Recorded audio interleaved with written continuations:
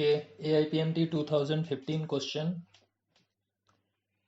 If energy, velocity and time are chosen as fundamental quantities, the dimensional formula of surface tension.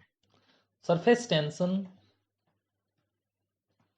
is defined as force per unit length.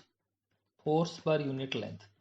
Force का dimension होता है m, l, t minus two, length नीचे length, that means cancel हो गया, तो ये हो गया m l to the power 0 t minus two. This is dimension of surface tension. Now energy relate करना है तो energy is m l two t minus two, उसका power a.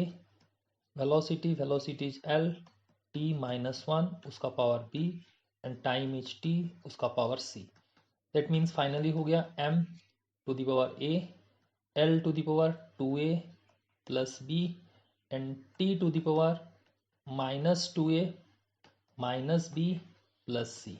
Bye comparison m का पावर a, m का power 1, a is equal to 1.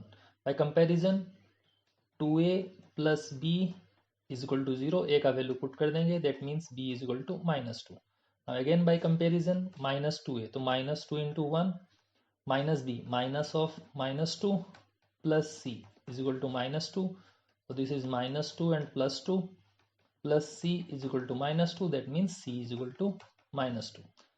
That means the quantity is dimensionally energy E का ऊपर कितना था power a, that means E का power 1, V का b है that is minus 2 and T का again minus 2.